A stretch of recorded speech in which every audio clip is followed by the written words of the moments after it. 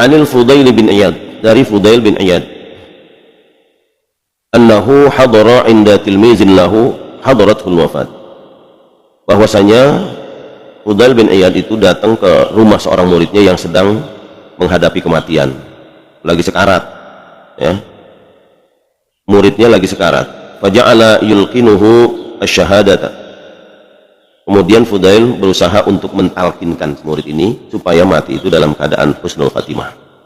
Ditalkinkan, dibimbing, dituntun, la ilaha illallah. Biasa kan gitu kita, kalau ada orang sekarat jangan ucapan-ucapan lain, kita talkin, dibimbing supaya mengucap kalimat tauhid, kalimat la ilaha illallah, ya, tuntun supaya akhir kalimatnya pas dicabut nyawa adalah la ilaha illallah,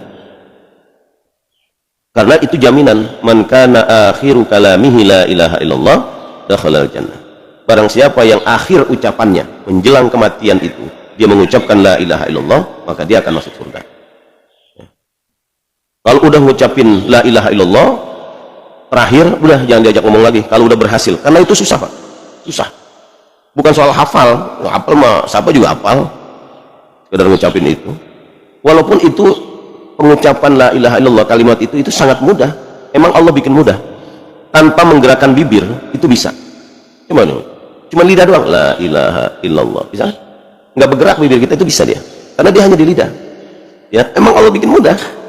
Tapi saat sakaratul maut tergantung amal kita, tergantung iman kita. Makanya kalau udah kita talkin, kita bimbing dan berhasil sampai sempurna dia mengucapkan kalimat la ilaha illallah, udah jangan ajak ngomong.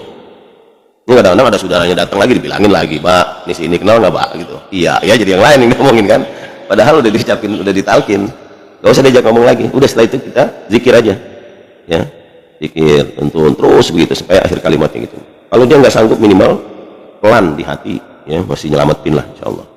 Nah ini contoh nih, contoh saat Fudail bin Iyad mendatangi rumah murid yang sedang sakaratul maut, beliau mentalkinkan. Tapi apa yang terjadi? Walisanuhu la yantiqu biha, lisan si murid ini benar-benar nggak sanggup ngucapin la ilaha illallah, nggak bisa. Lalu muridnya seorang sahabat loh, ya, ulama besar, nggak mampu mengucapkan kalimat itu. Faqarraraha alaihi, terus diulang-ulang sama Fudail, nggak berhasil juga. Diulang-ulang, ikutin la ilaha illallah, nggak bisa juga, berat. Sampai akhirnya apa? Keluar ucapan faqala dari si orang yang sekarat ini, la aquluha wa ana bari'un minha, aku tidak bisa mengucapkannya.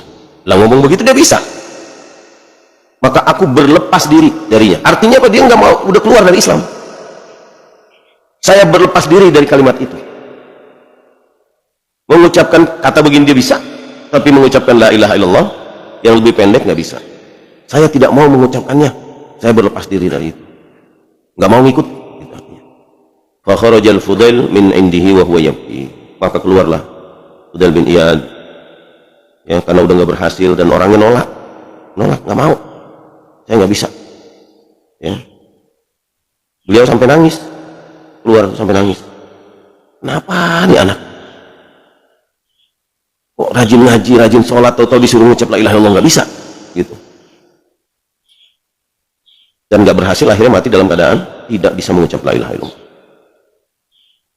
Sumara'ahu ba'da muddatin fi manamihi, setelah beberapa saat, ya, berlalu, sudah dikuburin, ya, beberapa hari, mungkin beberapa minggu, beliau bermimpi ketemu nih si murid, ya,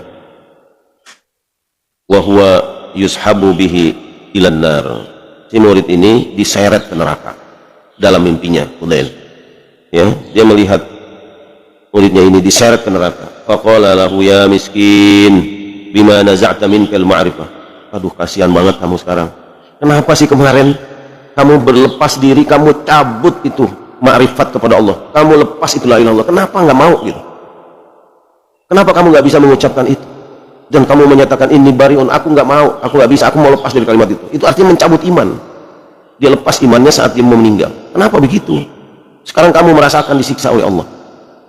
Faqala, kemudian dia menjawab, ya Ustaz, kana bi illatun fa ataitu ba'dal atibba, aku dulu sakit waktu masih hidupnya, aku sakit dan aku coba berobat, ke salah satu dokter, tabib.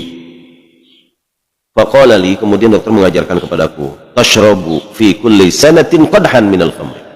Kamu harus minum setahun sekali aja, setiap tahun itu minum khamar segelas aja, nggak usah banyak-banyak untuk ngobatin. Itu saran dokter, ya. Ini obatnya begitu. Harus minum khamar setahun sekali aja, segelas. Wa in lam taf'al tabqa bika illatuka. Kalau nggak mau, ini penyakit akan terus begini. Nah, dia netralnya ntar pakai khamar. Lah, kan buat obat itu. Fa kuntu ashrabuha fi kulli sanatin li ajli tadawi. Maka saya minum, tiap tahun saya minum segelas. Karena begitu disaranin dokter buat obat. Saya minum tiap tahun. Cuma segelas, bukan untuk mabuk-mabukan. Saya menjalankan hanya saran dari dokter begitu. Fahada halun man yashrabuha litadawi. Fa kaifa halu man yashrabuha li ghairi dhalik. Coba itu. Ini orang minum tujuannya untuk obat. Sampai itu menahan dia tidak mampu, tidak sanggup mengucapkan kalimat la ilaha illallah di akhir kalimat, di akhir hayatnya. Bagaimana yang minum untuk tujuan yang lain? Minum cuma segelas setahun sekali, itu juga buat obat. Khamar itu menahan dia tidak mampu mengucapkan kalimat la ilaha illallah. Bagaimana kalau jadi pecandu? Ya, untuk bersenang-senang. Nas'alullah al-'afwa wal 'afiyah min kulli bala. Kita mohon perlindungan dari Allah, mohon ampun dimaafkan oleh Allah dari segala bala ini. Ya, karena berat sekali. Ini satu bukti, artinya dilihat langsung orang sakaratul maut itu nggak sanggup, ya, walaupun sudah ditalkin berkali-kali.